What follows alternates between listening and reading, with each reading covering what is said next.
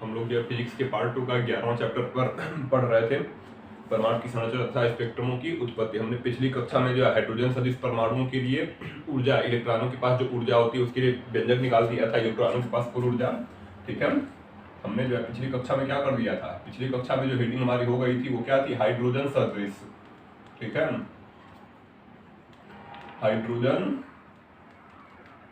Hydrogen सदृश परमाणुओं के लिए बोहर सिद्धांत था। ठीक है, बोहर के लिए बोहर सिद्धांत है ना, बोहर सिद्धांत।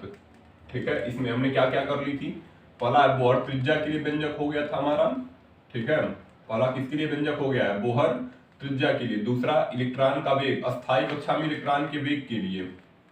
ठीक है, अस्थायी कक्षा में जो है किसके लिए, अस्थायी कक्षा में इलेक्ट्रॉन का वेग, अस्थायी कक्षा में इलेक्ट्रॉन का वेग। और तीसरा क्या था, अस्थायी कक्षा में इलेक्ट्रॉन की ऊर्जा, है ना, अस्थायी कक्षा में जो है, अस्थायी कक्षा में इलेक्ट्रॉन की ऊर्जा। ठीक है, अस्थायी कक्षा में क्या हुआ था, इलेक्ट्रॉन की ऊर्जा। ठीक है, जो लास्ट हेडिंग थी वह यही थी, अस्थायी कक्षा में इलेक्ट्रॉन की ऊर्जा का व्यंजक। ठीक है, जिसमें हमने क्या निकाला था, जिसमें हमने जो व्यंजक प्राप्त किया था वो हमारा क्या था, वो हमारा व्यंजक था En बराबर, है ना, वो व्यंजक क्या था हमारा, En बराबर कितना था, En बराबर हमारा जो फार्मूला आया था वो क्या था, 1/n स्क्वायर, है ना, 1/n स्क्वायर, और माइनस हो जाएगा z स्क्वायर e की घात 4m, z स्क्वायर। ठीक है, ये हो जाएगा z, कैपिटल Z है, z स्क्वायर e की घात 4m, और क्या था 8 एप्सिलॉन 0 h स्क्वायर। ठीक है, 8 एप्सिलॉन 0 h स्क्वायर था, यहाँ पे था 8 एप्सिलॉन 0 h स्क्वायर, एप्सिलॉन 0 का भी स्क्वायर था, 8 एप्सिलॉन 0 का स्क्वायर और h स्क्वायर। हमने पिछली कक्षा में ये फार्मूला प्राप्त कर लिया था। और क्या लिखा था, अस्थायी कक्षा में जो है इलेक्ट्रॉन की जो ऊर्जा होती है वो मुख्य क्वांटम संख्या के व्युत्क्रमानुपाती होती है। ठीक है, कक्षा जितनी बढ़ती जाएगी, अगर मान लीजिए नाभिक है, इसके चारों ओर ये विभिन्न प्रकार की अस्थायी कक्षाएं हैं। ठीक है, यह पहली कक्षा हो गई या दूसरी कक्षा हो गई, तो जो पहली कक्षा में ऊर्जा होगी वो अधिक होगी, दूसरी कक्षा में ऊर्जा कम होगी। ठीक है, क्योंकि मुख्य क्वांटम संख्या की व्युत्क्रमानुपाती है। यहाँ तक हम कर चुके हैं, इसके आगे आज करते हैं। ठीक है, इसके आगे इंडिकेट लिखेंगे यदि, एक इंडिकेट नीचे लिख लीजिए, इसके आगे होगा अब। ठीक है, तो लिखिए इंडिकेट में लिखो, यदि उत्तेजित परमाणु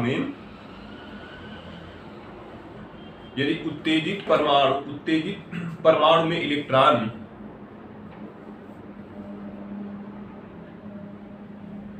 इंडिकेट में लिखिए, यदि उत्तेजित परमाणु में इलेक्ट्रॉन, हो गया, उत्तेजित परमाणु में इलेक्ट्रॉन ऊंची कक्षा n2 से, यदि उत्तेजित परमाणु में इलेक्ट्रॉन ऊंची कक्षा n2 से नीची कक्षा n1 में लौटता है, तो ऊंची कक्षा n2 से नीची कक्षा n1 में लौटता है, तो हो गया, नीची कक्षा n1 में लौटता है, तो लिखे, नीची कक्षा n1 में लौटता है तो इन कक्षाओं में ऊर्जा अंतर है, तो इन कक्षाओं में ऊर्जा अंतर कितना हो जाएगा, मान लो जो है E2 कक्षा से लौट रहा है, किस कक्षा में, E1 में। ठीक है, हम जानते हैं जब इलेक्ट्रॉन को ऊर्जा मिल जाएगी तो E1 से चला जाएगा E2 में।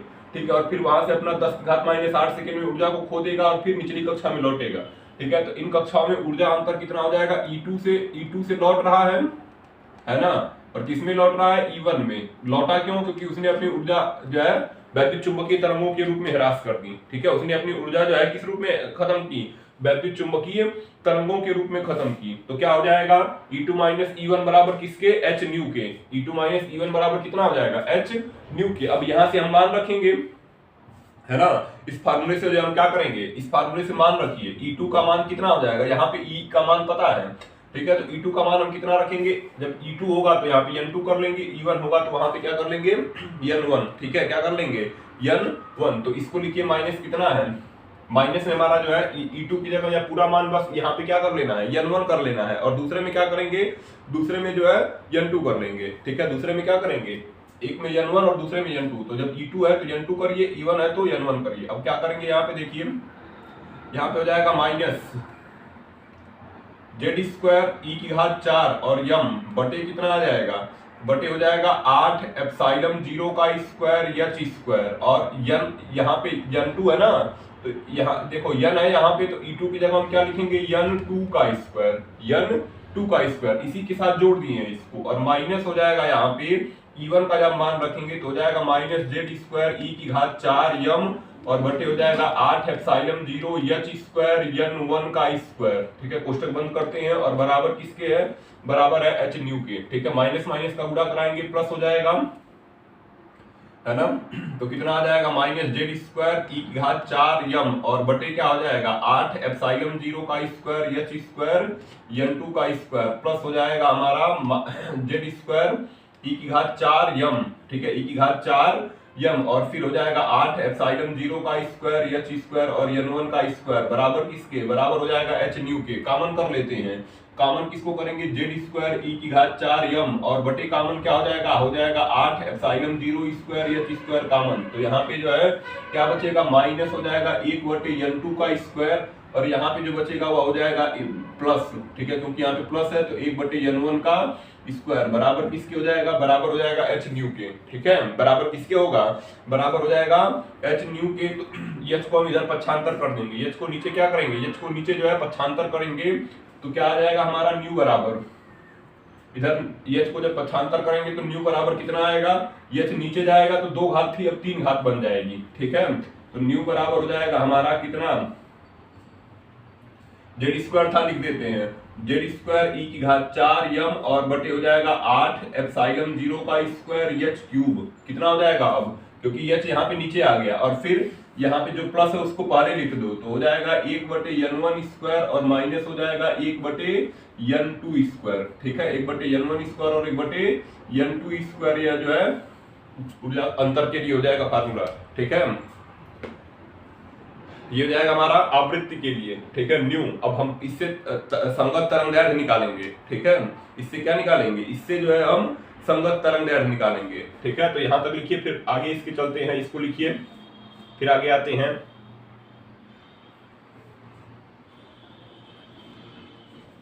यहां तक हो जाए तो फिर आगे चलते हैं, क्या लिखेंगे, लिखेंगे यदि, है ना, माना इसकी संगत तरंगदैर्घ्य, यहाँ पे क्या लिखेंगे, माना जो है इसकी संगत तरंगदैर्घ्य, आवृत्ति न्यू है तो उसकी संगत तरंगदैर्घ्य, इसकी संगत तरंगदैर्घ्य, है ना, माना इसकी संगत तरंगदैर्घ्य कितना है, लिम्डा है तो, ठीक है, लिम्डा है तो 4 बराबर क्या होता है सूत्र, 4 बराबर सूत्र बताया गया है आवृत्ति गुणे तरंगदैर्घ्य, है ना, आवृत्ति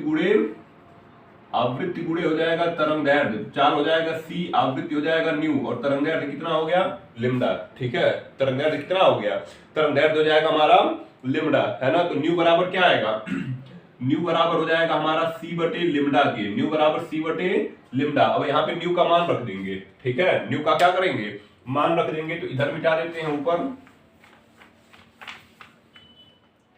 हम जो है यहां से आते हैं, है ना, तो क्या आएगा, अब लिखेंगे न्यू बराबर क्या हो जाएगा, न्यू बराबर c बटे लिम्डा, तब चूंकि हम जानते हैं, चूंकि न्यू बराबर अभी फार्मूला क्या पढ़े हैं, न्यू बराबर यहाँ पे फार्मूला आया है, न्यू बराबर आया है फार्मूला जो कितना आया है, न्यू बराबर जो फार्मूला आया है वो आया है जेड स्क्वायर ई की घात 4 यम और बटे 8 एप्सिलॉन 0 का स्क्वायर और एच क्यूब, कोष्टक में कितना आया है 1 बटे N1 का स्क्वायर माइनस 1 बटे N2 का स्क्वायर, इतना आया है। तो अब चूंकि हम न्यू बराबर क्या रखने वाले हैं, है ना, चूंकि न्यू बराबर हम क्या रखेंगे c बटे लिम्डा, न्यू बराबर कितना आ जाएगा c बटे लिम्डा, तो यहाँ पे हो जाएगा c बटे लिम्डा बराबर इसके बराबर जेड स्क्वायर ई की घात 4 यम और बटे 8 एप्सिलॉन 0 का स्क्वायर एच क्यूब, और ठीक है, फिर हो जाएगा 1 बटे N1 स्क्वायर माइनस हो जाएगा 1 बटे N2 स्क्वायर, c को नीचे भेज देंगे।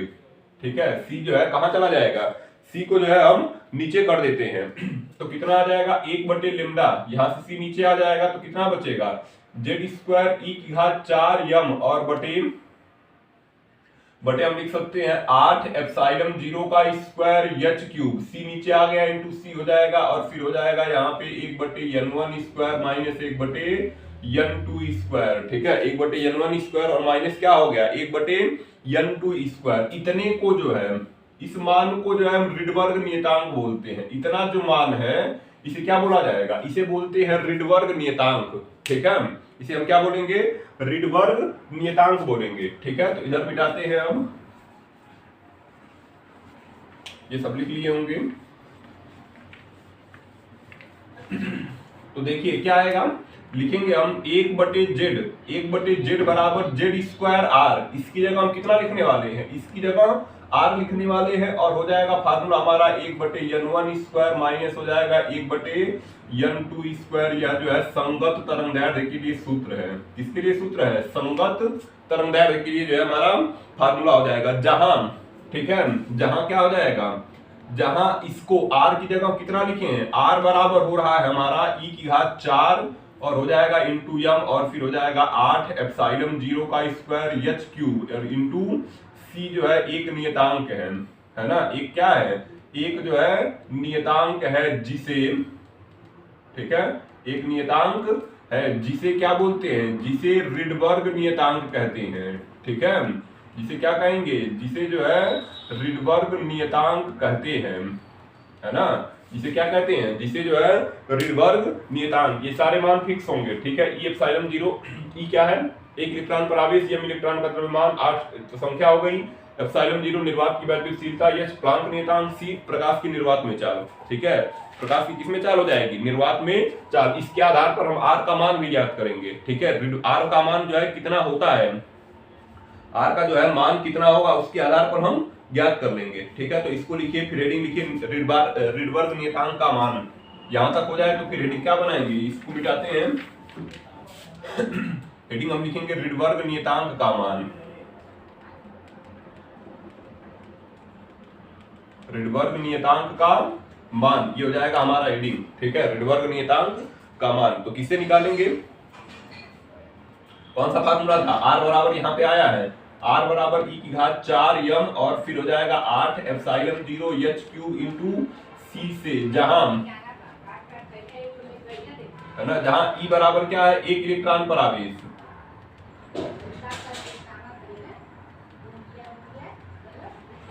इलेक्ट्रॉन पर आवेश कितना होगा 1.6 गुणे 10⁻⁻19 कूलम। यह क्या हो जाएगा, इलेक्ट्रॉन का द्रव्यमान 9.1 गुणे 10⁻⁻, ये लिख देते हैं यहाँ पे, इलेक्ट्रॉन का द्रव्यमान, है ना, इलेक्ट्रॉन का द्रव्यमान 9.1 और गुणे 10⁻31 किग्रा। फिर एप्सिलॉन 0 क्या है, निर्वात की वैद्युतशीलता,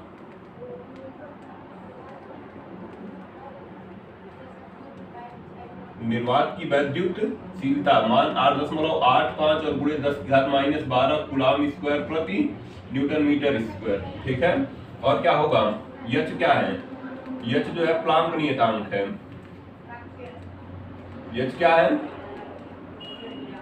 h जो है प्लांक नियतांक, इसका मान कितना हो जाएगा 6.63 होता है और गुणे 10⁻34 हो जाएगा। और क्या लिखते हैं, जूल इंटू सेकेंड। ठीक है, c क्या है, प्रकाश की निर्वात में चाल, c क्या है, प्रकाश की, c जो है प्रकाश की निर्वात में चाल है।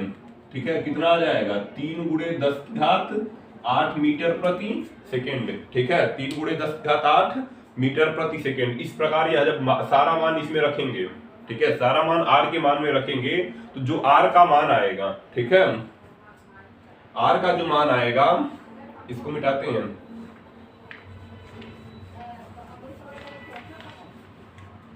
ठीक है। अब जब r का मान रखेंगे इसमें तो कितना आ जाएगा, r बराबर जब इसका मान रखेंगे कितना 1.6 गुणे 10⁻19 के ऊपर 4 हो जाएगा और फिर 9.1 गुणे 10⁻31 और बटे हो जाएगा 8 गुणे 8.85 और गुणे 10⁻12 उसका स्क्वायर कर लेंगे गुणे 6.63, है ना, 6.63 गुणे 10⁻34। इसके ऊपर कितनी घात है, 3 घात है ना, 3 और गुणे क्या हो जाएगा 3 गुणे 10⁸ 8। ठीक है, इसका जो मान होगा वह मान कितना आएगा, पूरा हल करने पर जो मान है बुक में दिया है उसी को रखेंगे, ठीक है। इसको जो हल करने पर जो मान आएगा वह आएगा 1.097, ठीक है। r बराबर कितना, 1.097 और गुणे हो जाएगा 10 की घात 7, ठीक है, गुणे 10 की घात 7 और मात्रक क्या आएगा ऋणवर्ग नियतांक का, मीटर की घात -1 या 1/मीटर बोलते हैं।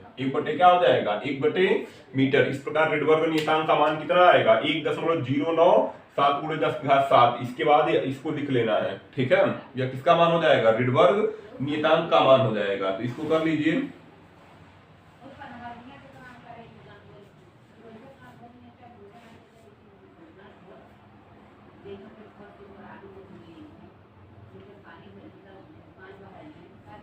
इसको करिए फिर आगे चलें।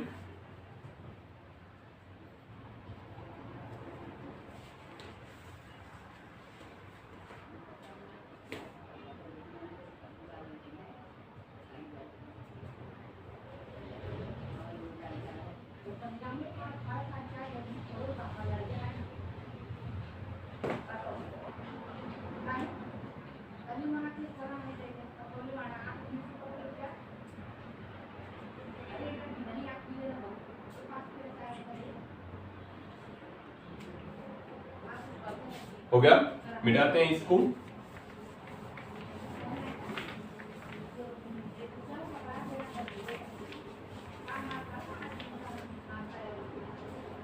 देखिए आर का जो फार्मूला था उसको अभी रखते हैं, इसका जरूरत है हमको। आर बराबर कितना था, ई की घात 4 यम और फिर कितना था 8 एप्सिलॉन 0 h क्यूब इंटू सी। ये किसका फार्मूला है, आर का।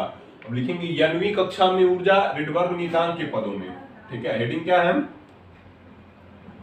हेडिंग है यनवी कक्षा में ऊर्जा, है ना, यनवी कक्षा में ऊर्जा ऋणवर्ग नियतांक के पदों में।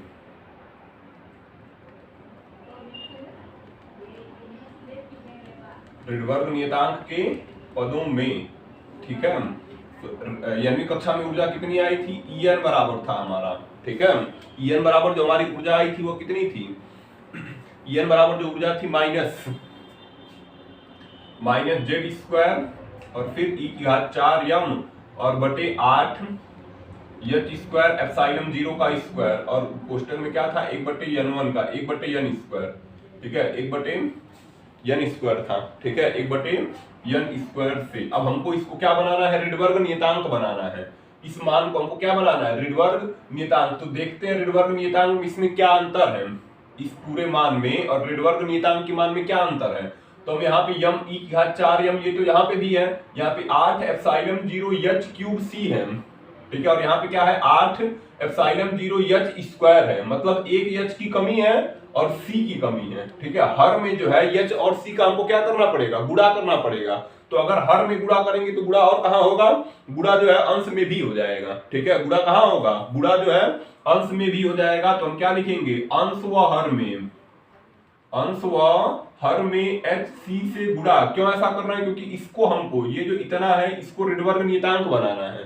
इसको क्या बनाना है, ऋणवर्ग नियतांक, जिसमें कमी क्या है ऋणवर्ग नियतांक होने में, h और c की हर में कमी है। तो h और c का अंश व हर में दोनों में गुणा कराएंगे, क्योंकि केवल अंश में नहीं हो सकता है, केवल हर में नहीं हो सकता है, दोनों में समान क्रिया होगी। तो लिखेंगे अंश व हर में hc से गुणा करने पर, है ना, गुणा करने पर तो कितना आ जाएगा, En बराबर हो जाएगा हमारा माइनस हो जाएगा z स्क्वायर e की घात 4 यम और बटे गुणे hc का गुणा कराएं और यहाँ पे भी हो जाएगा 8 h स्क्वायर एप्सिलॉन 0 का स्क्वायर और यहाँ पे भी हम गुणा करा देंगे, ठीक है, गुणे hc और hc हो जाएगा। और यहाँ पे या गुणा सीधा लिख दो, यहाँ पे इसके पास hc लिख दो, ठीक है, और यहाँ पे भी क्या लिख दोगे, hc लिख दोगे, गुणे हो जाएगा हमारा 1/n स्क्वायर। गुणे कितना हो जाएगा, 1/n स्क्वायर। तो En बराबर हो जाएगा माइनस z स्क्वायर e की घात 4 यम और फिर यहाँ पे क्या हुआ hc बटे क्या हो जाएगा, यहाँ पे हो जाएगा h का गुणा h स्क्वायर में होगा तो h क्यूब एप्सिलॉन 0 का स्क्वायर इंटू c।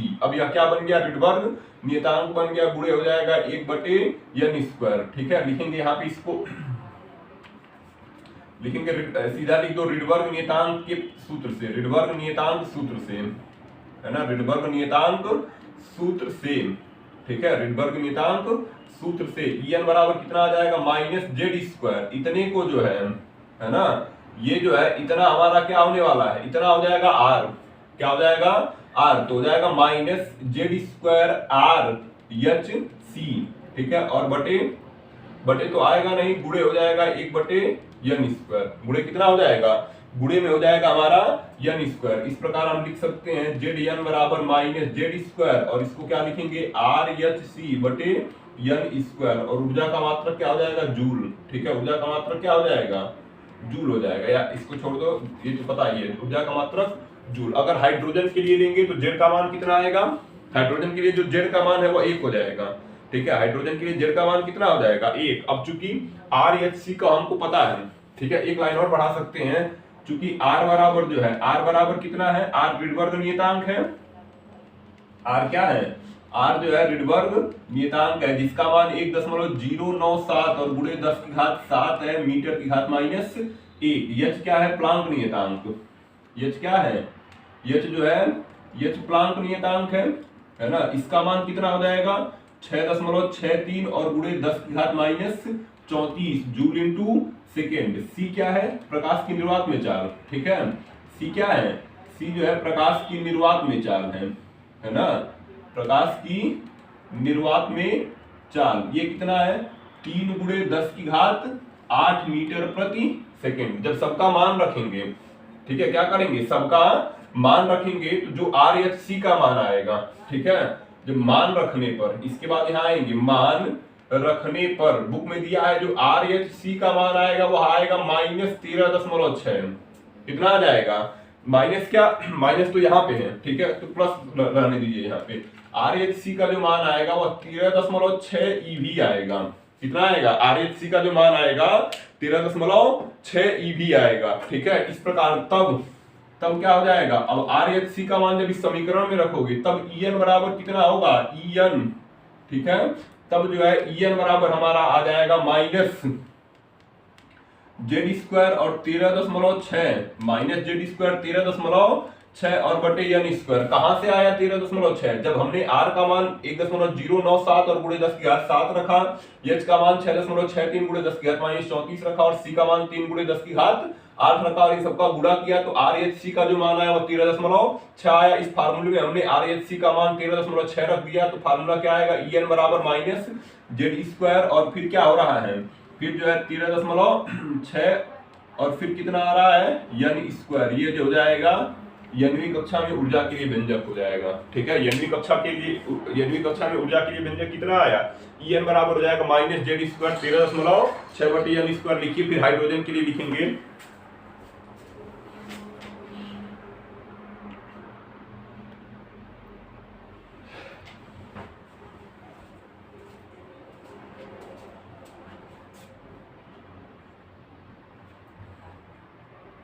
अगर हम ये किसके लिए लिखते हैं, हाइड्रोजन के लिए, ठीक है।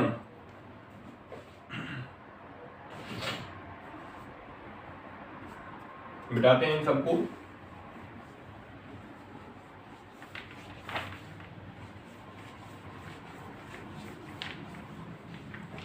आगे क्या लिखेंगे, हाइड्रोजन परमाणु के लिए। किसके लिए लिखेंगे, हाइड्रोजन परमाणु के लिए, ठीक है। हाइड्रोजन हो जाएगा परमाणु के लिए, ठीक है।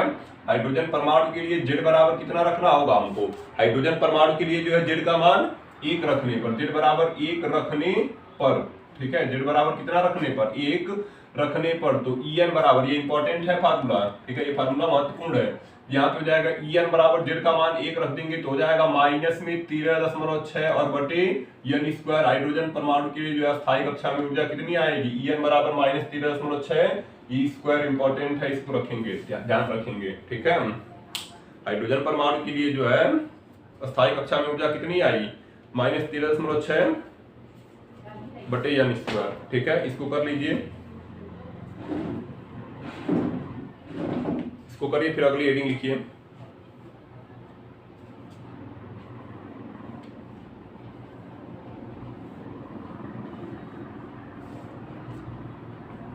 ध्यान रखिएगा जो मात्रक क्या आएगा, ईवी आएगा, ठीक है। यहाँ पे अगर मात्रक लिखना हो तो हम क्या लिखेंगे, इलेक्ट्रॉन वोल्ट। कितना लिखेंगे, इलेक्ट्रॉन वोल्ट। यहाँ पे भी जो मात्रक होगा ईवी, क्योंकि 13.6 ईवी था, वहां पे कितना था 13.6 ईवी था, है ना। जूल में बदलना होगा तो हम क्या करेंगे, ईवी को जूल में बदलने के लिए 1.6 गुणे 10 की घात -19 से गुणा कराएंगे, ठीक है। 1.6 गुणे 10 की घात -19 से गुणा करा लेंगे। तो इसको लिखिए, फिर अगली हेडिंग करते हैं।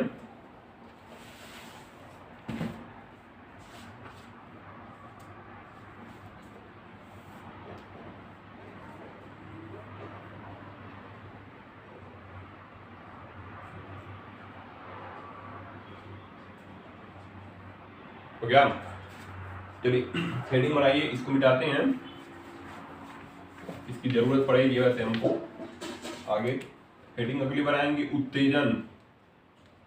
हेडिंग हमारा उत्तेजन विभव, ठीक है।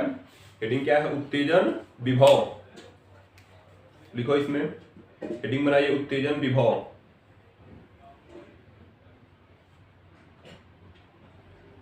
हो गया, उत्तेजन विभव लिखिए। जब कोई त्वरित इलेक्ट्रॉन, उत्तेजन विभव में पहले लिख लीजिए, जब कोई त्वरित इलेक्ट्रॉन, हो गया, जब कोई त्वरित इलेक्ट्रॉन किसी परमाणु से टकराता है तो,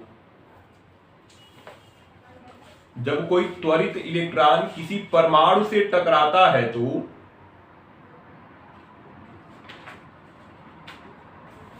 हो गया, जब कोई त्वरित इलेक्ट्रॉन किसी परमाणु से टकराता है तो,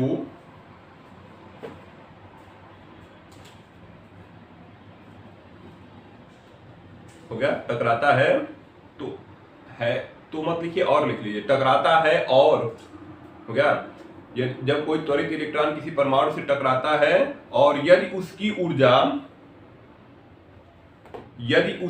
ऊर्जा परमाणु में उपस्थित,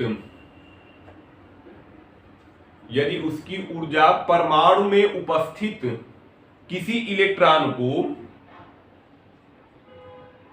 हो गया, यदि उसकी ऊर्जा परमाणु में उपस्थित किसी इलेक्ट्रॉन को उच्च ऊर्जा स्तर तक, परमाणु में उपस्थित किसी इलेक्ट्रॉन को उच्च ऊर्जा स्तर में, हो गया, उच्च ऊर्जा स्तर में पहुंचाने के लिए पर्याप्त है तो, उच्च ऊर्जा स्तर में पहुंचाने के लिए पर्याप्त है तो,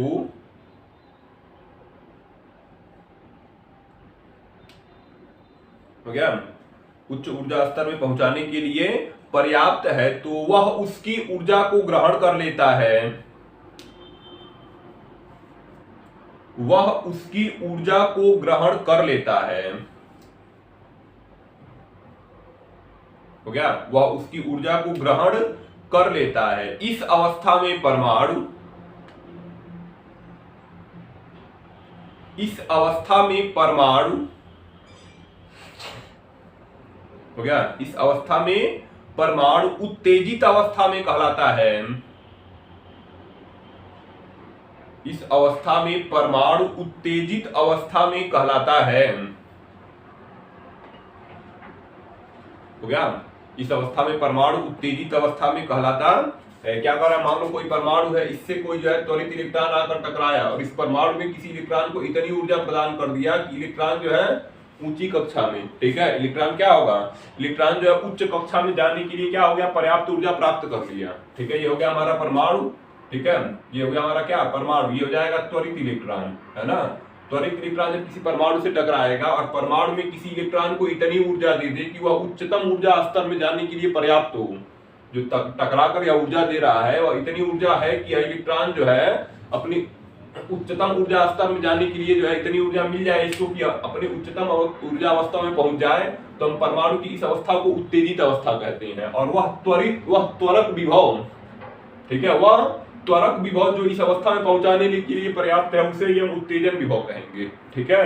जब इलेक्ट्रॉन ऊंची कक्षा में जाने के लिए पर्याप्त ऊर्जा ले लेगा तो परमाणु की वह अवस्था उत्तेजित अवस्था कहलाएगी, ठीक है। परमाणु की वह अवस्था कौन सी अवस्था कहलाएगी, उत्तेजित अवस्था। और जितना विभव उसके लिए चाहिए यही क्या है, उत्तेजन विभव है, ठीक है। तो नीचे लाइन छोड़िए और डबल इन्वर्टेड कॉमा में परिभाषा लिखिए, नीचे लाइन छोड़िए और डबल इन्वर्टेड कॉमा में परिभाषा लिखो न्यूनतम त्वरक विभव जो,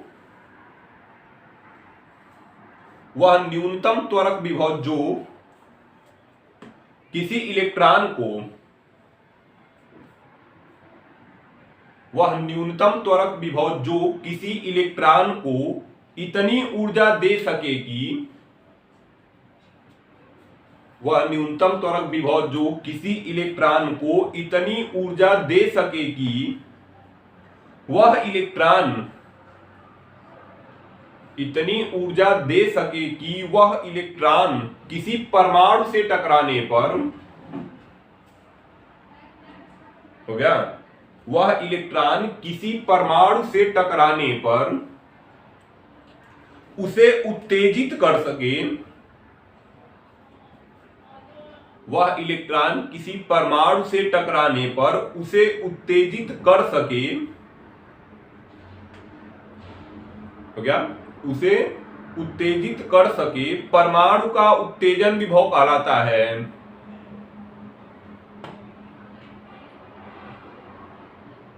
हो गया, परमाणु का उत्तेजन विभव कहलाता है। हो गया, परमाणु का उत्तेजन विभव कहलाता है। कामा बंद कर लेंगे, लाइन छोड़ के फिर नीचे लिखिए। ये तो उत्तेजन विभव हो गया परिभाषा। अगली हेडिंग क्या है? आयनन विभव। ठीक है, अगली हेडिंग बनाइए। अगली हेडिंग आयनन विभव।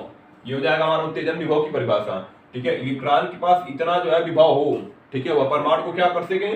परमाणु को जो है उत्तेजित अवस्था में पहुंचा सके। ठीक है, परमाणु को जो है उत्तेजित कर सके।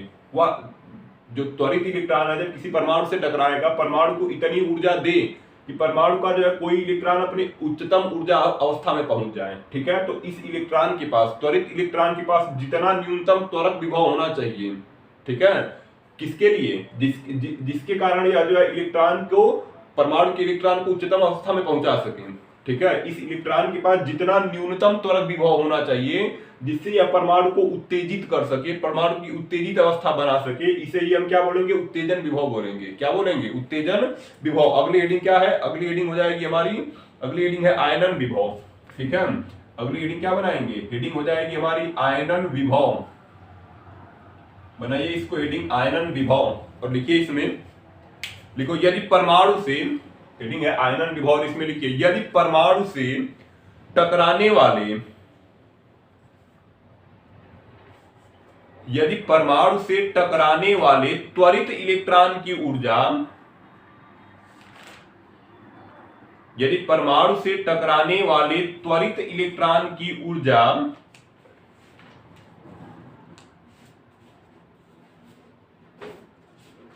हो गया, यदि परमाणु से टकराने वाले त्वरित इलेक्ट्रॉन की ऊर्जा, हो गया, त्वरित इलेक्ट्रॉन की ऊर्जा इतनी अधिक होगी, त्वरित इलेक्ट्रॉन की ऊर्जा इतनी अधिक होगी, उसकी ऊर्जा ग्रहण कर परमाणु, इतनी अधिक हो कि उसकी ऊर्जा ग्रहण कर परमाणु,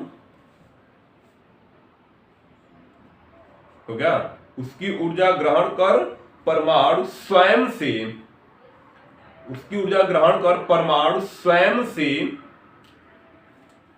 या थोड़ा और सेंटेंस को सही कर लो, उसकी ऊर्जा ग्रहण कर परमाणु से स्वयं, उसकी ऊर्जा ग्रहण कर परमाणु से स्वयं कोई इलेक्ट्रॉन मुक्त हो जाए।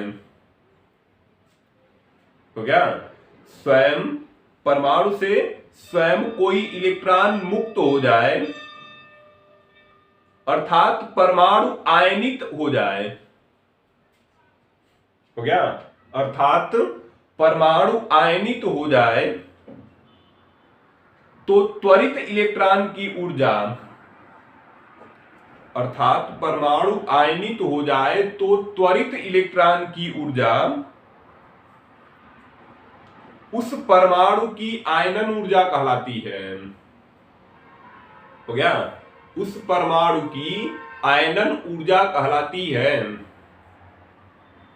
हो गया, उस परमाणु की आयनन ऊर्जा कहलाती है। लाइन छोड़िए और नीचे डबल इक्विवेलेंट का परिभाषा लिखिए, नीचे डबल इक्विवेलेंट परिभाषा लिखिए। कह क्या रहा है? यदि इलेक्ट्रॉन के पास ऊर्जा इतनी अधिक हो कि जब यह परमाणु से टकराए और इसके एक इलेक्ट्रॉन को इतनी ऊर्जा दे दे कि यह परमाणु से ही बाहर चला जाए।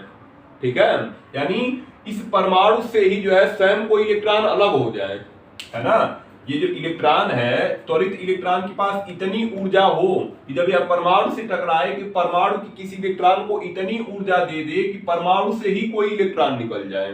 ठीक है, तो हम क्या कहेंगे, परमाणु क्या हो गया, आयनित हो गया। इलेक्ट्रॉन कहां चला गया, इलेक्ट्रॉन बाहर निकल गया, तो हम कहेंगे परमाणु क्या हो गया, आयनित हो गया। ठीक है, इसी ऊर्जा को हम क्या कहते हैं, आयनन ऊर्जा। ठीक है, इसी ऊर्जा को हम क्या कहते हैं, आयनन ऊर्जा। तो लिखिए ना, उस परमाणु की आयनन ऊर्जा कहलाती है, नीचे डबल इन्वर्टेड कॉमा परिभाषा लिखिए, लिखो, वह न्यूनतम त्वरक विभव जो, आयनन विभव की परिभाषा नीचे लिखिए, वह न्यूनतम त्वरक विभव जो किसी इलेक्ट्रॉन को, वह न्यूनतम त्वरक विभव जो किसी इलेक्ट्रॉन को, हो गया, वह न्यूनतम त्वरक विभव जो किसी इलेक्ट्रॉन को इतनी ऊर्जा दे सके, किसी इलेक्ट्रॉन को इतनी ऊर्जा दे सके, हो गया, किसी इलेक्ट्रॉन को इतनी ऊर्जा दे सके जिससे परमाणु आयनित हो जाए, इतनी ऊर्जा दे सके जिससे परमाणु आयनित हो जाए, परमाणु का आयनन विभव कहलाता है ना। यानी इस इलेक्ट्रॉन के पास वह न्यूनतम त्वरक विभव जो परमाणु को आयनित अवस्था में पहुंचा सके। आयनित अवस्था क्या है, जब इससे इलेक्ट्रॉन, कोई इलेक्ट्रॉन जो है पृथक हो जाए, परमाणु की उस अवस्था को कौन सी अवस्था कहेंगे, आयनित अवस्था। तो इस इलेक्ट्रॉन के पास वह न्यूनतम त्वरक विभव जो परमाणु को आयनित अवस्था में पहुंचाने के लिए पर्याप्त है, उसे हम क्या बोल रहे हैं, आयनन विभव बोलते हैं। ठीक है, इतनी ऊर्जा दे सके कि परमाणु आयनित हो जाए, परमाणु का आयनन विभव कहलाता है। हो गया, इतनी ऊर्जा दे सके कि परमाणु आयनित हो जाए, परमाणु का आयनन विभव कहलाता है। हो गया, परमाणु का आयनन विभव कहलाता है।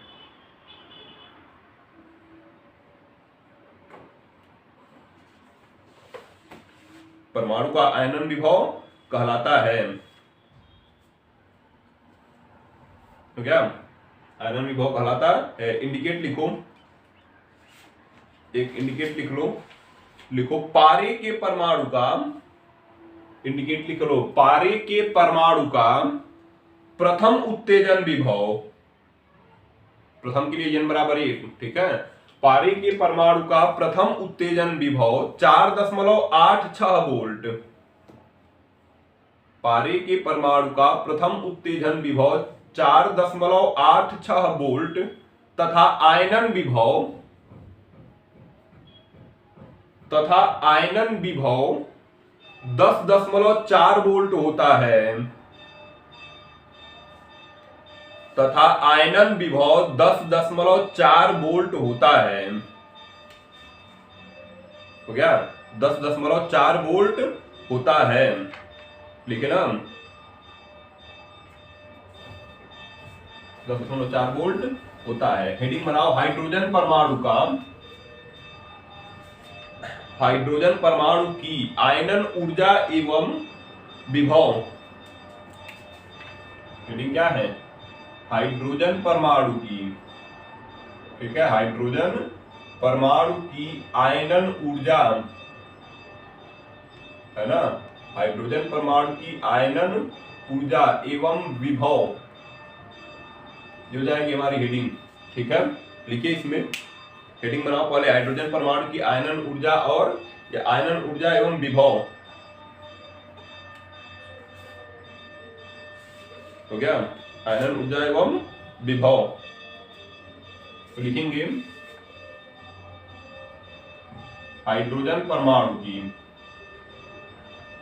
हाइड्रोजन परमाणु की n वीं कक्षा में, है ना, n वीं कक्षा में ऊर्जा कितनी थी, n बराबर हो जाएगा -13.6 और बटे n²। ठीक है, -13.6 और बटे n² EV, मात्रक क्या था, EV। ठीक है, मात्रक कितना है, मात्रक हो जाएगा EV। तो लिखेंगे आयनित अवस्था में, है ना, कौन सी अवस्था में, आयनित अवस्था में।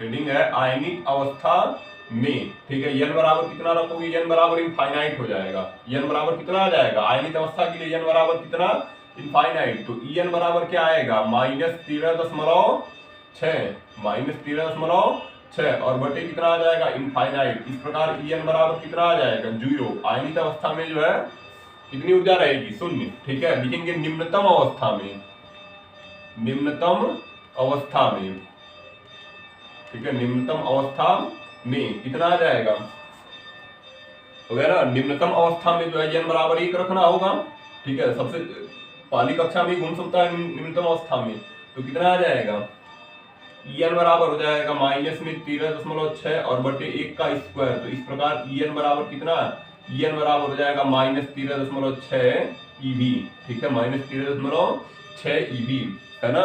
तो इलेक्ट्रॉन के पास जो है निम्नतम अवस्था में ऊर्जा कितनी है -13.6 eV। अब इसको पलायन करना है ना। हम क्या कर रहे हैं, परमाणु से जो है ये हो जाएगा, देखो ये हो जाएगा परमाणु के पास इलेक्ट्रॉन है, ठीक है। तो हम उसको कितना न्यूनतम विभव दें, कितना जो है क्या करें न्यूनतम विभव दें, या क्या करें परमाणु से जो है अलग हो जाए तो आयनन ऊर्जा कल आएगी जितनी ऊर्जा देनी होगी, ठीक है। न्यूनतम विभव है ना, और जितना विभव देना होगा वह क्या कहलाएगा आयनन विभव, ठीक है। इलेक्ट्रॉन को इस परमाणु से निकलने के लिए, बाहर निकलने के लिए जितना जो है विभव देना होगा वही आयनन विभव है, वही क्या है आयनन विभव है, ठीक है। तो हम देख रहे हैं कि आयनित अवस्था में करने के लिए इसकी ऊर्जा कितनी करनी होगी, 0 करनी होगी। इस परमाणु को आयनित अवस्था में लाने के लिए इसकी ऊर्जा कितनी करनी होगी 0। अगर निम्नतम अवस्था में है तो अभी ऊर्जा कितनी है -13.6 है। अगर इलेक्ट्रॉन पहली कक्षा में घूम रहा है तो इसकी ऊर्जा कितनी है -13.6। जबकि हमको आयनित जब करना है तो इस -13.6 को किसमें बदलना होगा 0 में बदलना होगा, ठीक है। परमाणु को हमको क्या करना है, परमाणु को आयनित करना है। तो अभी परमाणु के पास ऊर्जा कितनी थी -13.6 eV। आयनित करने के लिए उसकी कुल ऊर्जा 0 करनी होगी। कुल ऊर्जा कितनी करनी होगी 0। तो हमको बाहर से कितनी ऊर्जा देनी है, बाहर से हमको इसकी प्लस में बराबर ऊर्जा दे देनी है। अगर इसके पास -13.6 ऊर्जा है तो अगर इसको -13.6 ऊर्जा रखा है, इसको अगर +13.6 ऊर्जा दे दें तो ये दोनों तो खत्म हो जाएंगे, 0 हो जाएगा। मतलब अगर जो है अगर निम्नतम अवस्था में जो है इस इलेक्ट्रॉन को परमाणु को जो है -13.6 के विपरीत यानी +13.6 eV ऊर्जा दे दें तो यह परमाणु किस अवस्था में पहुंच जाएगा, आयनित अवस्था में पहुंच जाएगा। यही उसका आयनन विभव है, यही उसका क्या है, यही उसका जो है आयनन विभव है, ठीक है। तो इसको लिखिए और फिर नीचे लिखिए इलेक्ट्रॉन को आयनित करने के लिए इसकी कुल ऊर्जा 0 करनी होगी। अभी इसके पास ऊर्जा थी 13.6, 0 करने के लिए प्लस में 13.6 ऊर्जा देनी पड़ेगी। 13.6 eV जो है क्या करना पड़ेगा, विभव देना पड़ेगा, जिसे हम आयनन विभव कहेंगे, जिसे क्या कहेंगे आयनन विभव कहेंगे। नीचे लिखो अतः, इसके नीचे लिखो अतः परमाणु की निम्नतम अवस्था अथवा अतः यदि परमाणु को निम्नतम हो गया, अतः यदि परमाणु को निम्नतम अथवा मूल अवस्था में, निम्नतम अथवा मूल अवस्था में हो गया, निम्नतम अथवा मूल अवस्था में +13.6 eV ऊर्जा, निम्नतम अथवा मूल अवस्था में +13.6 eV ऊर्जा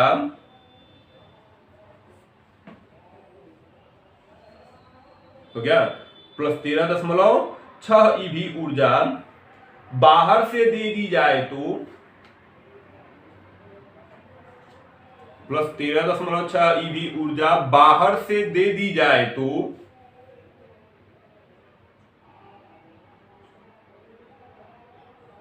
हो गया, बाहर से दे दी जाए तो परमाणु की कुल ऊर्जा,